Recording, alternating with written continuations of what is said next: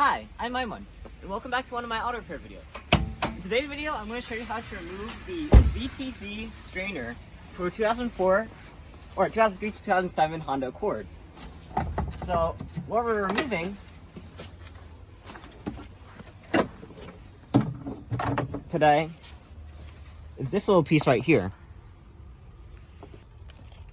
Alright, so we're going to replace the strainer right here with a new one. And we got this pretty cheap. I think it was like $5 just for this strainer. And here's the part number.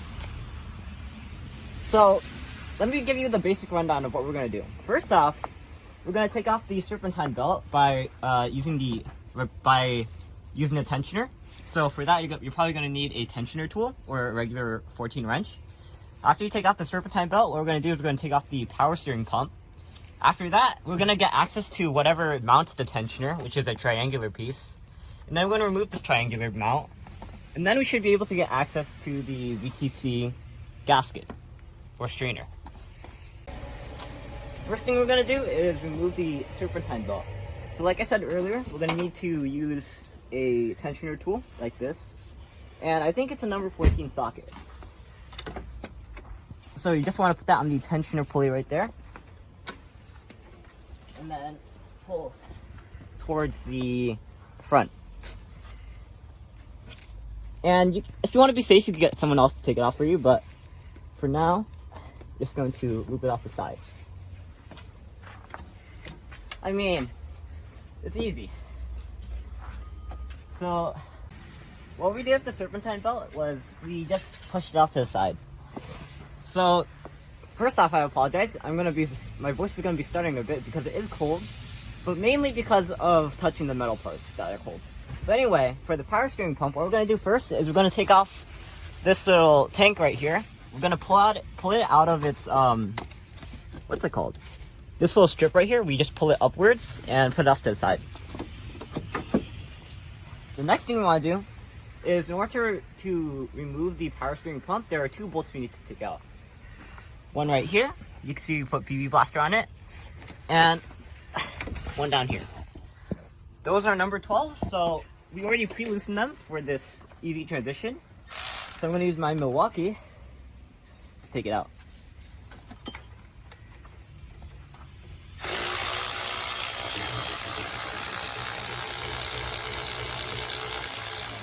Okay, that's what one bolt looks like. Oop. This is a bit of an awkward position too. You might have to loosen that a bit more. Okay, so the thing about this is that the torque on these bolts is supposed to be 64 pounds, which makes it unusual that they're kind of tight, but you know, nothing to worry about.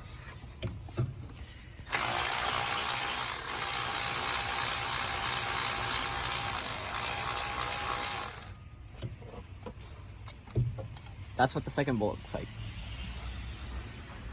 Alright. So let's see if we can... Okay. So as you can see, we're able to take it off. And now, instead of taking this out entirely, we're just going to tuck it off to the side. Now what we're going to do is we're going to take a number 10 socket. We're just going to take this out of its little... The word's not coming to me, but I'm gonna move this hose just out of the way a bit, so it's gonna make our job easier. Okay.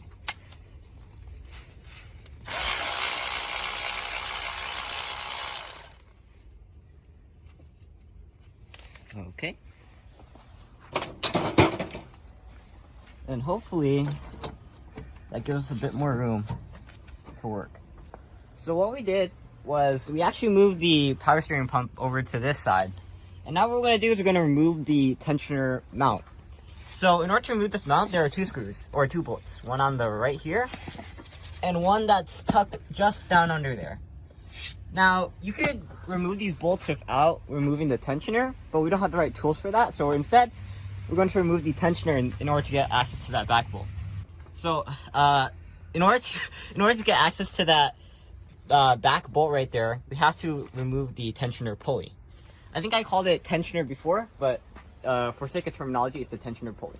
Now, in order to remove the pulley, all you have to do is either you can use the tensioner tool that you use to tension it, or you can use an open end regular wrench like this. Now, I don't have enough, and if you don't have enough leverage, just put another wrench on top of it, but I don't have enough leverage, so I'm going to use the tensioner tool.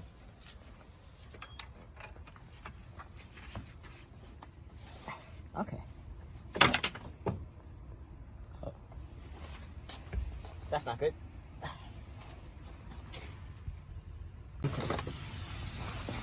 That would have been a nightmare to take out.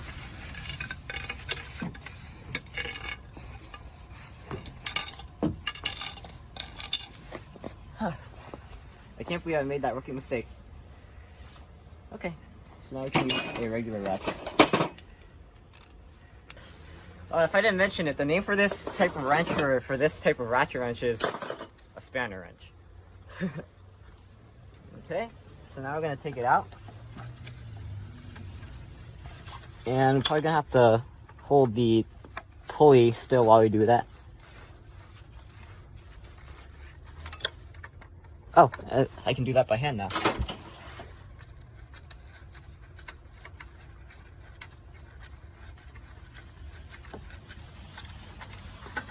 What the? Wait. Something else just fell down. Okay, so we got the tensioner pulley, but you can see down there that there's something down there. Let me get the telescope. Alright, so now that we have the pulley out of the way, we can access the back bolt. That back bolt is tricky. You actually have to feel around for it, but you'll basically know where it is because this is a triangular mount. So let me see if you can... Have you already got a shot? Okay. So now we're just going to take it out. And I'm not sure how long it is, so I'm just going to see where it is. Okay. So that's what the back bolt looks like. I'm going to put this on the corner so I don't confuse it with the other ones. And then we're going to take out the front bolt.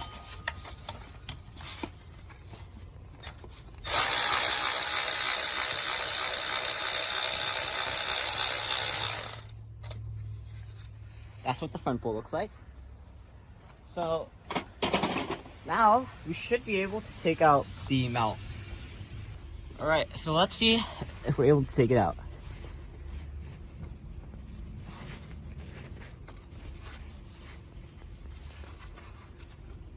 Alright, so I take it back. It looks like there's one more bolt that we forgot on the mount. It's actually in the center of the circular piece right here. So that is a number 12. And what we're going to do is we've already pre-loosened it. So now we're going to come in with the Milwaukee. Just gotta see if I can get it on. And it looks like I should be able to take it off since I have it off. Okay. So now, here is what the tensioner pulley mount looks like. That is what the bolt looks like. It's about 3 inches in length, and this is what the mount looks like. Alright, so if you look down there, you can see that there are telltale signs of a leak. There's a ton of oil dripping here. Or not dripping, but there is a lot of oil collecting here. And you can see where the VTC strainer is, or at least the cover. So this looks to be one of the places for where a leak is happening. At least one of them, because we've already seen one on this side with the VTC Solenoid. If I didn't mention it earlier, we replaced that strainer too. So go check out my video on it. But for now, we're going to focus on this strainer. So in order to remove this cover, we have to remove this top bolt and this bottom bolt. Let's get to it. Alright, so I'm going to hold my Milwaukee like a dagger so I can collect the screws in case they fall, or the bolts. But as you can see, they're really tiny, so that's why I'm really careful about it. Okay, so that's what the two bolts look like. We're going to put that aside and take a look under the cover.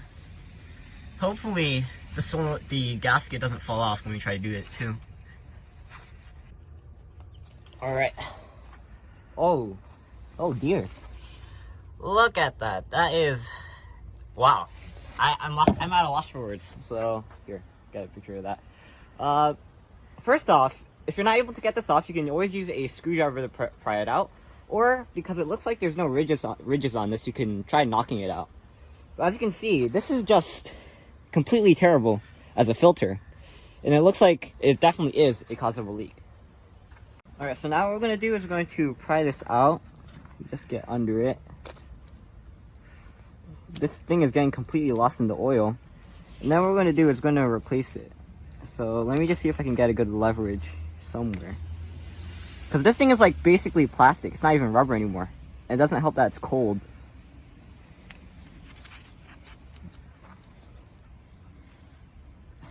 There.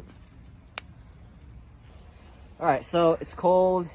This rubber is completely destroyed. So we ended up actually just destroying the strainer completely in order to take it out. So as you can see, it is just in terrible condition.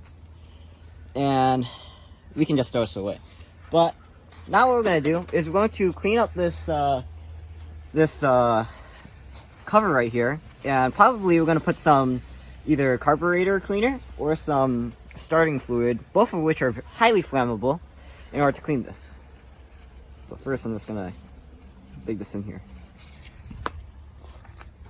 Also have to clean that probably. Alright, so we have the cover cleaned up. And now what we're going to do is we're going to put on a new strainer. In order to put it on, we're going to put on a bit of oil on both the strainer and the cover just to help seal it. So it's a bit hard to do with gloves, but just get some on there. And then if you're curious, the place that the oil actually goes to is through this hole in the corner here and then out from the side there. I mean, you can also just take the strainer, actually just dip it in the oil. Actually, let me see. Does this entire thing fit? Okay, so it does. And now what we're going to do is we're going to pull it out. I hope I don't lose that in there. Oh no. There we go.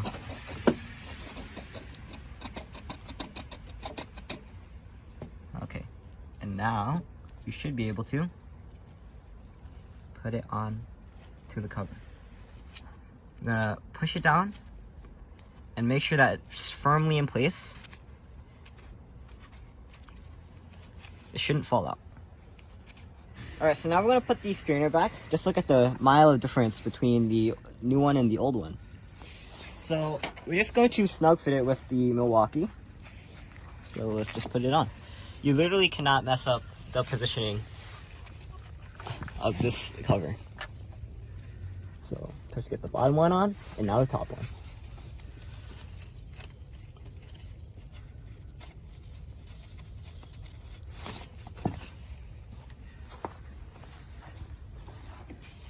Alright, so at this point, installation is basically the same as removal, but in reverse.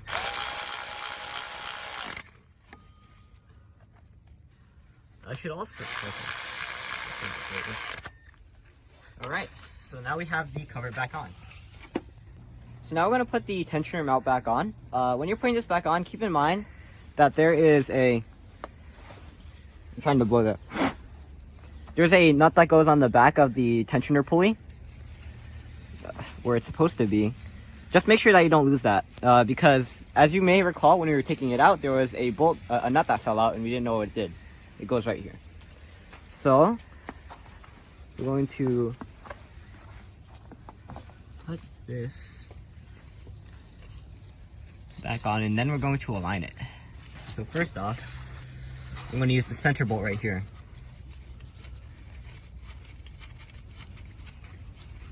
Okay, it looks like we have it aligned. Actually, it might help us to, it's already on, it might have helped us to put the nut first. But you know, we'll just deal with it. It's not like this can be misaligned, right?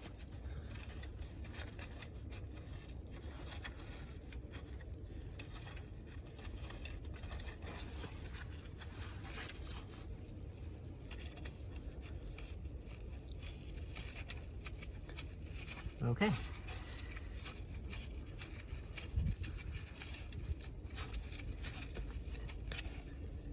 As you can see, we put on all the bolts and we're tight. And now we're just tightening everything. The torque for specifications for the tensioner mount is 16 foot-pounds. So we've already done the back bolt. And you can see that the center bolt is torqued 16 foot-pounds. And the, now I need to, oh, this one's down here.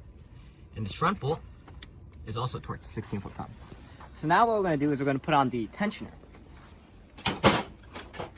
So this is the orientation of the tensioner. This cap is facing upwards. And this nut is kind of short. And what we're going to do is, because we know that there's a bolt in the back, what I meant to say is that there's a nut behind the tensioner pulley that keeps falling down. Make sure that that nut is in place. And as you tighten the bolt, you'll see that the nut shouldn't be able to fall out. So now we're going to keep tightening it.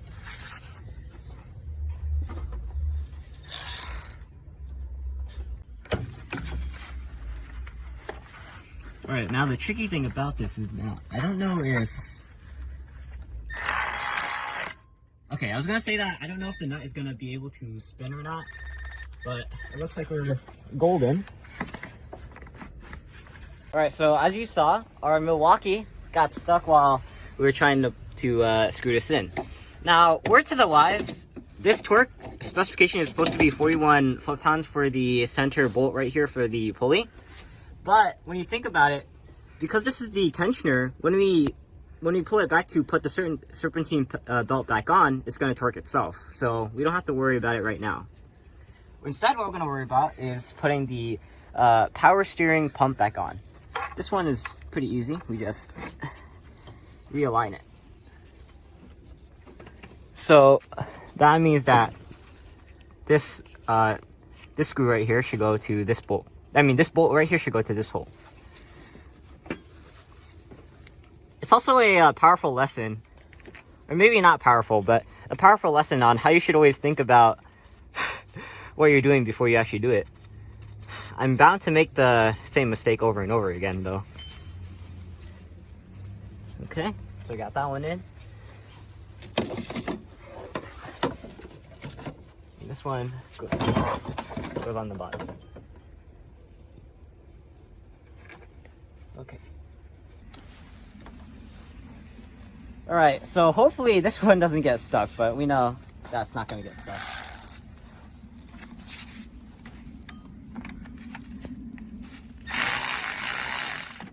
I'm just going to tighten the bottom one first, just to make sure.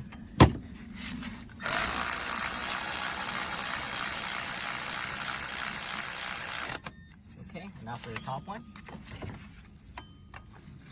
Sorry, I'm getting in your way. And the torque specifications for those are also 16 foot-pounds. Okay.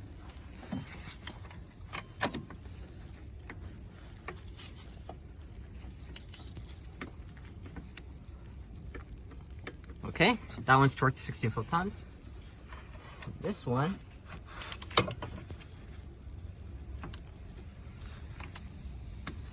oh, there we go. Alright, so now it's a matter of putting the hose back into place.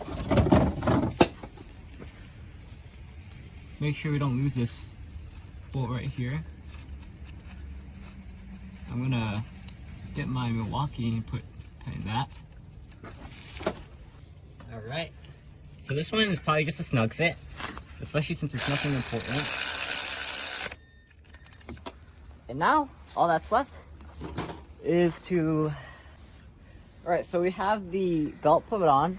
All I have to do is pull the tensioner back and then readjust it. Word to the wise, a piece of advice is that when you're doing this, don't completely remove the serpentine belt, because you're gonna have to put on everything back again if you're gonna go that way. And if you instead, you should just tuck it off to the side. So also, the last thing we should do is take this tank and then just slide it into its notch. Alright, so it looks like everything's done.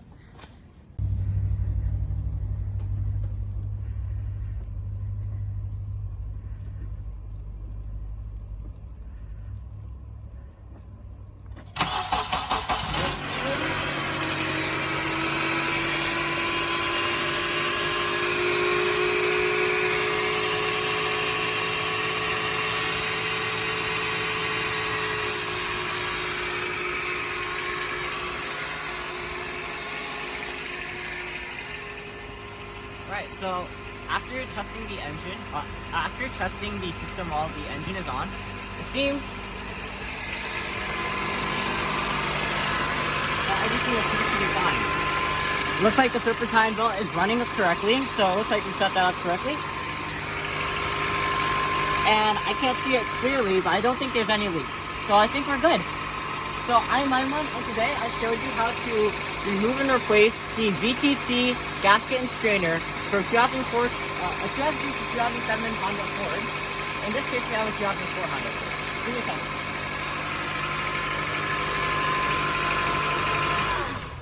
The purpose of this entire journey that we've had here, you can see that we started in daytime, and right now it's nighttime, was actually to solve a error code that we got. It was P2646, which means that there's some issue with the oil pressure, or something that has to do with the oil.